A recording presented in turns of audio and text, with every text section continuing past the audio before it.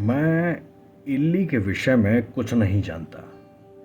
कभी परिचय का सौभाग्य नहीं प्राप्त हुआ। इल्ली से बिल्ली और दिल्ली की तुक मिलाकर एक बच्चों की कविता लिख देने के सिवा मेरी समझ में नहीं आ रहा था कि क्या करूं। पर लोग थे कि इल्ली का जिक्र ऐसे इत्मीनान से करते थे जैसे पड़ोस में रहती हो। मेरे एक मित्र हैं, ज्ञानी हैं, यानी पुराण पोथियां पढ़े हुए हैं।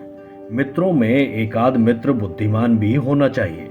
इस नियम को मानकर मैं उनसे मित्रता बनाए हुए हूँ। एक बार विद्वता की झोंक में उन्होंने बताया था कि एक नाम इला। कह रहे थे कि अन्न की अधिष्ठात्री देवी है इला, यानी पृथ्वी। मुझे बात याद रह गई। जब इल्ली लगने की खबरें चलीं तो मैं सोचने लगा कि इस इला का इल्ली से क्या संबंध। इला अन्न की अधिष्ठात्री देवी और इल्ली अन्न की नष्टार्थी देवी। धन्य है, ये इल्लियां इसी इला की पुत्रियां हैं। अपनी मम्मी मदाम इला की कमाई खाकर अखबारों में पब्लिसिटी लूट रही हैं। मैं अपनी इस इला इल्ली के ज्ञान से प्रभावित हो गया और सोचने लगा कि कोई विचार गोष्ठी हो तो मैं अपने बुद्धि का प्रदर्शन करूं। पर मैं अपने ज्ञानी मित्र से इल्ली के विषय में अधिक जानने हेतु मिलने को उतावला होने लगा। मेरी पुत्री ने तभी इल्ली संबंधी अपने ज्ञान का परिचय देते हुए अपना प्राकृतिक विज्ञान भाग 4 देखकर कहा कि इल्ली से तितली बनती है। तितली जो फूलों पर मंडराती है, रस पीती है, उड़ जाती है। मेरे अंदर भी एक कवि है जो काफी हूट होने के बाद सुप्त हो गया है। तितली का नाम सुनते ही वो चौंक उठा और इल्ली के समर्थन में भाषण देने लगा कि यह तो बाग की शोभा है। मैंने कहा, अबे गोभी के बिग फूल, तैने कभी अखबार पढ़ा? ये झालियां चने के खेत खा रही हैं और अगले वर्ष भजिए और बेसन के लड्डू महंगे होने की संभावना है। मूर्ख, चुप रह। कवि चुप क्यों रहने लगा? जब अखबारों ने शोर मचाया तो नेताओं ने भी भाषण शुरू किए, या शायद नेताओं ने भाषण दिए तब अखबारों ने शोर मचाया। पता नहीं पहले क्या हुआ। खैर, सरकार जागी, मंत्री जागे, अफसर जागे, फाइल उदित हुई, बैठकें चहचहाई, नींद में सोए चपरासी कैंटीन की ओर चाय लेने चल पड़े। वक्तव्यों की झाड़ुएं सड़कों पर फिरने लगी। कार्यकर्ताओं ने पंख फड़फड़ाए और वे गांव की ओर उड़ चले। सुबह हुई। रेंगती हुई रिपोर्टों ने राजधानी को घेर लिया और हड़बड़ाकर आदेश निकले। जीपें घुर्राईं। ताड़ तान कर इल्ली का मामला दिल्ली तक गया और ठेठ हिंदी के ठाठ में कार्रवाइयां हुई कि खेतों पर हवाई जहाज सन्ना कर दवाइयां छिड़कने लगे, हेलीकॉप्टर मंडराने लगे। किसान दंग रह गए।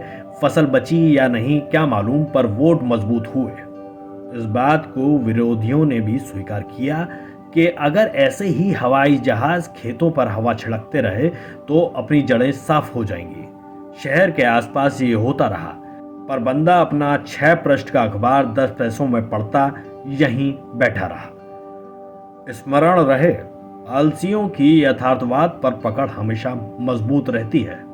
एक दिन एक कृषि अधिकारी ने कहा, चलो इल्ली उन्मूलन की प्रगति देखने खेतों में चलें। तुम भी बैठो हमारी जीप में।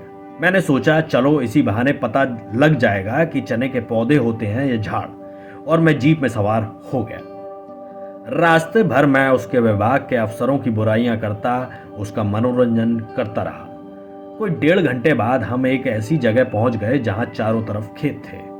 वहां एक छोटा अफसर खड़ा इस बड़े अफसर का इंतजार कर रहा था। हम उतर गए। मैंने गौर से देखा, चने के पौधे होते हैं, खेत होते हैं, यानी समधन की घोड़ी कोई गलत नहीं खड़ी थी। वह वहीं खड़ी थी जहां हमारी जीप खड़ी थी। हम पैदल चलने लगे। चारों ओर खेत थे। मैंने एक किसान से पूछा, तुम जब खेतों में खोदते हो तो क्या निकलता है? वह समझा नहीं, फिर बोला, मिट्टी निकलती है। इसका मतलब है प्राचीन काल में भी वहां खेत ही थे। मैंने कहा, मेरी जरा इतिहास में रुचि है। खुदाई करने से इतिहास का पता लगता है। अगर खुदाई करने से नगर निकले तो समझना चाहिए वहां प्राचीन काल में नगर था, और यदि सिर्फ मिट्टी निकले तो समझना चाहिए कि खेत नहीं था।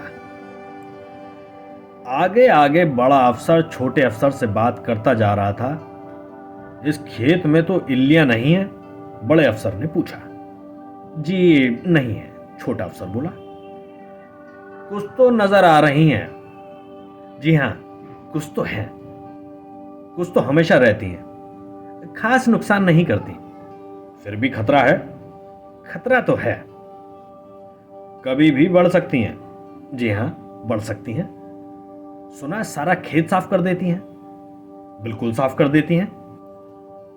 इस खेत पर छिड़काव हो जाना चाहिए। जी हाँ, हो जाना चाहिए। तुम्हारा क्या ख्याल है? जैसा आप फरमाएं, छोटे अफसर ने नम्रता से कहा। फिर वे दोनों चुपचाप चलने लगे। जैसी पोजीशन हो हमें बताना, मैं हुक्म कर दूंगा। मैं जैसी पोजीशन होगी आपके सामने पेश कर दूंगा। और सुनो। जी हुक्म। मुझे चना चाहे हरा बूट घर ले जाना है, जीप में रखवा दो। अभी रखवाता हूं। छोटा अफसर किसान की तरफ लपका।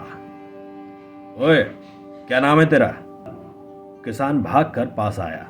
छोटे अफसर ने उससे घुड़क कर कहा, अबे तेरे खेत में इल्ली है? नहीं है हुजूर। अबे थी ना, वो कहां गई? हुजूर पता नहीं कहां गई। अबे बता कहां गई सब इल्ली? किसान हाथ जोड़कर कांपने लगा। उसे लगा इस अपराध में उसका खेत जब्त हो जाएगा। छोटे अफसर ने क्रोध से सारे खेत की ओर देखा और फिर बोला, अच्छा खैर, जरा हरा चना छांट कर साहब की जीप में रखवा दे। चल जरा जल्दी कर। किसान खेत से चने के पौधे उखाड़ने लगा। छोटा अफसर उसके सिर पर तना खड़ा था। इधर मैं और वह बड़ा अफसर चहलकदमी करते रहे। वह बोला, मुझे खेतों में अच्छा लगता है, यहाँ सचमुच जीवन है, शांति है, सुख है। वह जाने क्या क्या बोलने लगा। उसने मुझे मैथिली शरण गुप्त की ग्राम जीवनी पर लिखी कविता सुनाई, जो उसने कभी 8वीं कक्षा में रटी थी। कहने लगा, मेरे मन में जब वह कविता उठती है, मैं जीप पर सवार हो खेतों में चला जाता हूँ। मैं बूट तोड़ते किसान की ओर देखता सोचने लगा, गुप्ता जी को क्या पता था कि वे कविता लिखकर क्या नुकसान करवा देंगे। कुछ देर बाद हम लोग जीपों पर सवार हो आगे बढ़ गए। किसानों ने हमें जाते देख राहत की सांस ली।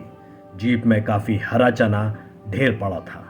मैं खाने लगा, वे लोग भी खाने लगे। एकाएक मुझे लगा कि जीप पर 3 इल्लियां सवार हैं, जो खेतों की ओर चली जा रही हैं। 3 बड़ी बड़ी इल्लियां। सिर्फ 3 ही नहीं, ऐसी हजारों इल्लियां हैं, लाखों इल्लियां। ये सिर्फ चना ही नहीं खा रही, सब कुछ खाती हैं और निशंक जीपों पर सवार चली जा रही हैं।